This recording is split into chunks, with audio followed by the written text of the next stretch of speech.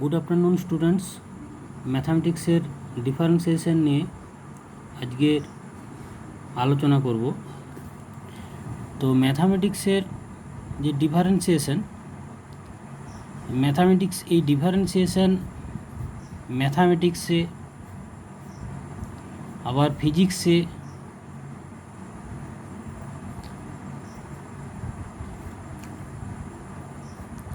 কোথায় কোথায় ব্যবহার হয়,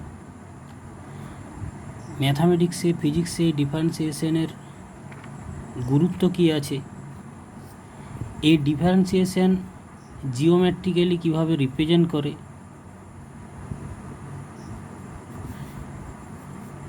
এইসব নিয়ে আমরা আজকে আলোচনা করব এবং কিছু বেসিক কনসেপ্ট, সেই বেসিক কনসেপ্ট আমরা আজকে আলোচনা করব। তো সর্বপ্রথম আমরা জানব যে ডিফারেন্সিয়েশন কি। এই ডিফারেন্সিয়েশন হলো একটা প্রসেস। এটা কি প্রসেস? এটা হলো rate of change of FX. FX একটা ফাংশন। এফএক্স কি বললাম? এফএক্স একটা ফাংশন। এই ফাংশনের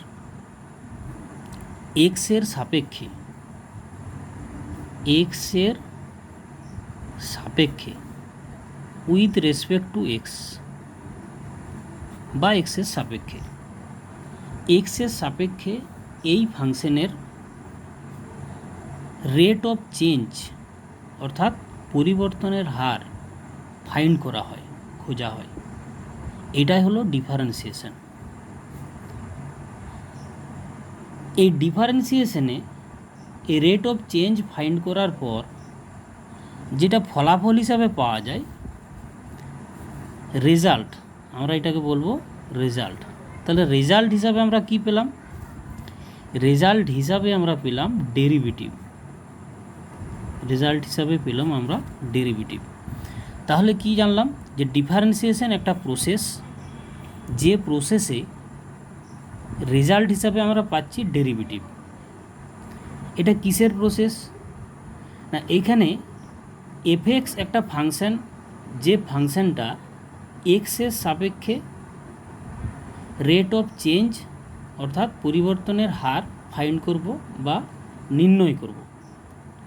এক্সের সাপেক্ষে ওয়াই ইকুয়াল টু এফএক্সের পরিবর্তনের হার নির্ণয়ের পদ্ধতিটাই হলো ডিফারেন্সিয়েশন। তো এটা কিভাবে ফাইন্ড করব বা কিভাবে নির্ণয় করব? তাহলে আমার ফাংশন কি আছে? ওয়াই ইকুয়াল টু এফএক্স হলো আমার ফাংশন। এই ফাংশনে এক্স থেকে আমরা, এক্সটা আমাদের পরিবর্তন হলো কিসে? ডেল এক্সে। এক্সটা যখন ডেল এক্সে পরিবর্তন হচ্ছে, আমার ফাংশনটা কিভাবে পরিবর্তন হচ্ছে? ফাংশন হয়ে যাচ্ছে আমার x plus del x. Small change, এই ক্ষেত্রে আমরা ডেল চিহ্নটা ইউজ করি। তাহলে চেঞ্জ হলো আমার এক্স থেকে ডেল এক্সে পরিবর্তন হলো, তখন আমার ফাংশনটা f of x plus del x হলো। অটোমেটিক্যালি আমার ওয়াইটাও কিন্তু পরিবর্তন হবে, তখন ওয়াইটা কি আসবে? Y plus del y equal to f of x plus del x. অর্থাৎ এখানে আমাদের যেটা দাঁড়ালো, যে ওয়াইয়ের যে চেঞ্জ এক্সের সাপেক্ষে, সেটা আমরা পেলাম y plus del y equal to f of x plus del x. তাহলে আমাদের এখানে আমরা যদি এইভাবে সাজাই যে f of x plus del x ফাংশনটা, এটা আমার পরিবর্তনের পর। আর ফাংশনটা আগে কী ছিল? পূর্বে কী ছিল? ফাংশনটা পূর্বে ছিল আমার এফ অফ এক্স মাইনাস। তাহলে এইটা হলো কি? এটা আমার চেঞ্জ, যেটা হলো চেঞ্জ হয়ে যাওয়ার পরে এটা, আর পূর্বের অবস্থান এইটা। তাহলে প্রথমের অবস্থান ফাইনাল অবস্থান মাইনাস পূর্বের অবস্থান আপন এক্সের ফাইনাল অবস্থান আমার কি আছে? এক্সটাও তো চেঞ্জ হয়েছে, তাহলে এক্সটা ডেল এক্সে গেছে, অর্থাৎ এক্সটা চেঞ্জ হয়ে দাঁড়িয়েছে আমার এক্স প্লাস ডেল এক্স। তাহলে আমি কী লিখবো এখানে, এক্স প্লাস ডেল এক্স। এটা হলো ফাইনাল অবস্থান। আগে কী ছিল, অর্থাৎ ইনিশিয়াল অবস্থান কী ছিল, এক্স।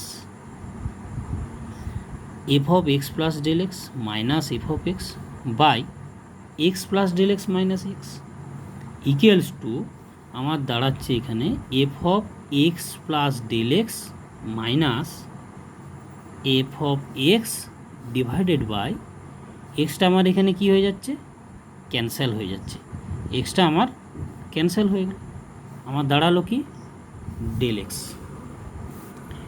এরপর দেখো equals to f of x plus del x, F of x plus del x সমান আমরা কী লিখতে পারি, ওয়াই প্লাস ডেল ওয়াই। তাহলে এখানে আমরা লিখব y plus del y minus F of x সমান আমরা কী লিখতে পারবো, এফ অফ এক্স সমান y equal to f x, F of x সমান আমরা লিখব ওয়াই বাই ডেল এক্স।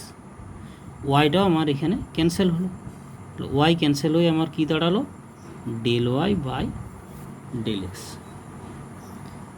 তাহলে এটাকে আমরা কি বলবো, এটাকে আমরা বলবো change in Y with respect to x.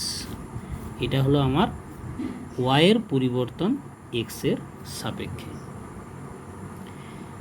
ওয়াইয়ের আমরা পরিবর্তন পেলাম এক্সের সাপেক্ষে, যেটা আমরা কি পেলাম, del Y by del x পেলাম।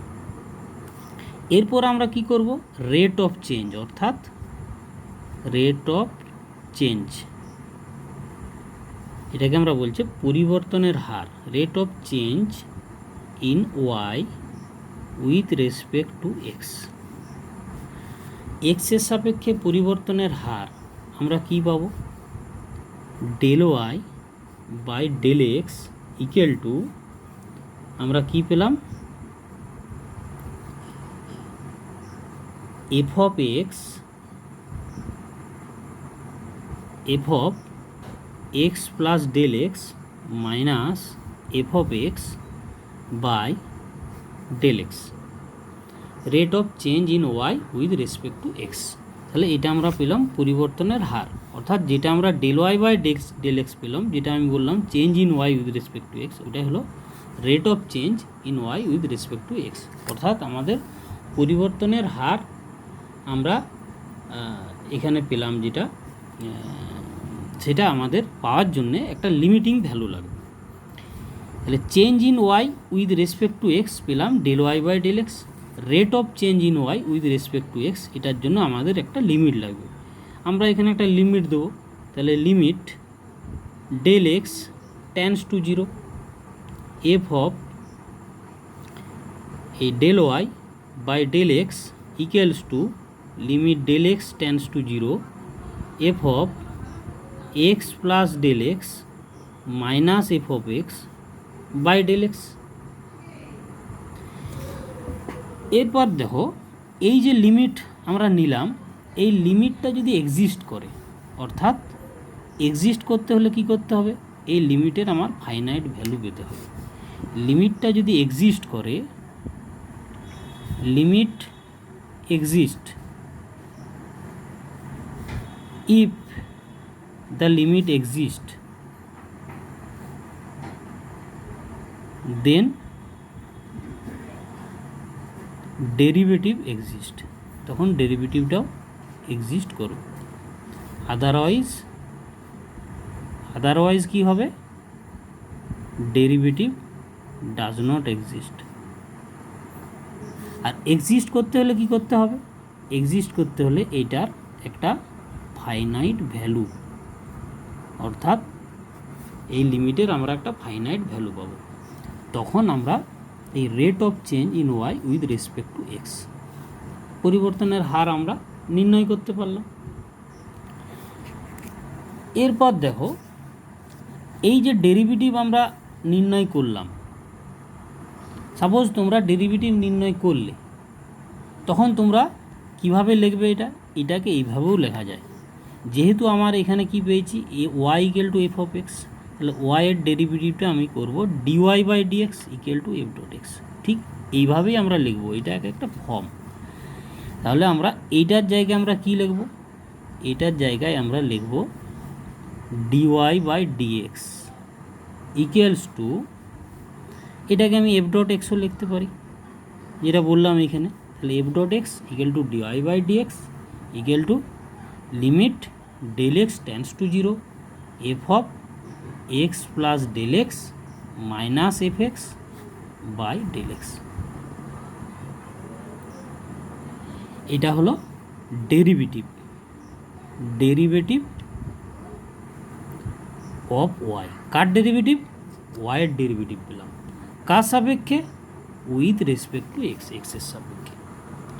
এখানে তোমাদের প্রশ্ন হতে পারে এক্সের জায়গায় যদি আমরা অন্য জেড লাগাই সেটাও আমরা করতে পারবো, ওয়াইয়ের জায়গায় অন্য ফাংশন আমরা লাগাতে পারবো, ব্যবহার করতে পারবো। তাহলে আমরা কি লিখব, এই যে ডেল এক্স, এই ডেল এক্সের জায়গায় আমরা এইচ লিখতে পারি, এটাকে এইচ হিসাবেও ব্যবহার করতে পারি। বিষয়টা কিন্তু সেমই রইল, কিন্তু আমরা এখানে এইচ ব্যবহার করতে পারি।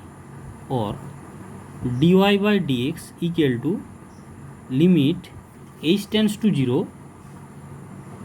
F of x plus h minus F of x by h. এবার দেখো এটা আমরা ডেরিভেটিভ বার করলাম। এবার এই ডেরিভেটিভটা যদি আমরা একটা নির্দিষ্ট পয়েন্ট করি, এইখানে ধরে নাও যে এক্স ইকুয়াল টু এ, এটা একটা পয়েন্ট এক্স ইকুয়াল টু এ, তখন আমরা কি লিখব, এই এফ অফ এক্স, এই এফ ডট এক্স, যেটা এফ ডট এক্সের জায়গায় যেটা dy/dx লিখছো, সেই জায়গায় আমরা এইভাবে লিখতে পারবো, এই এফ ডট এক্স, এটা এফ ডট এক্স, এটা এখানে আর লিখলাম নি। তাহলে এফ ডট এক্সের জায়গায় আমি লিখতে পারবো F dot A equals to f dot A equals to limit h tends to 0, এক্সের জায়গায় আমি এ বসিয়েছি, তাহলে এখানে কি লিখব, f of a plus h minus F of x by h, এইভাবে লেখা যাবে। এরপর এখানে আরও একটা ফর্ম আমরা বার করব। আরেকটা ফর্ম কি? আরেকটা ফর্ম আমরা এ প্লাস এইচ, এই জায়গায় আমরা যদি এক্স বসাই, অনেকগুলো ফর্ম আছে, এই ফর্মগুলো সবগুলোই ব্যবহার হয়।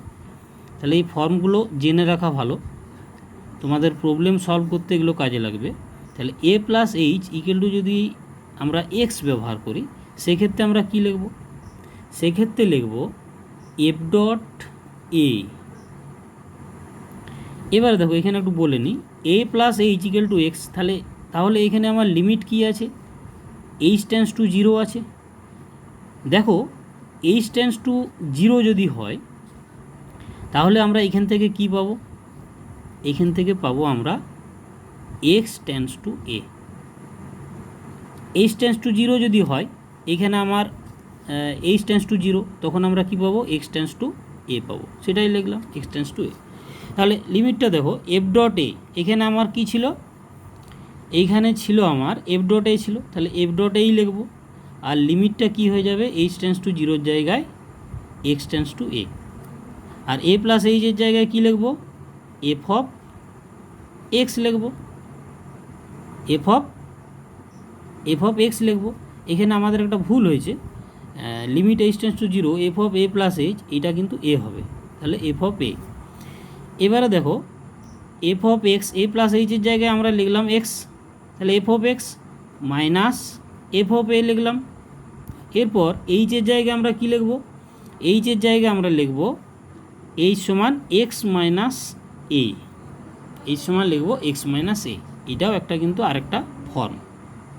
তাহলে এই হলো আজকের প্রাথমিক যে কনসেপ্ট, এই কনসেপ্টগুলোকে আমরা, যে ফর্মুলাগুলো আমরা পেলাম, এগুলো আমরা ডিরাইভ করব, অর্থাৎ অ্যাপ্লাই করব।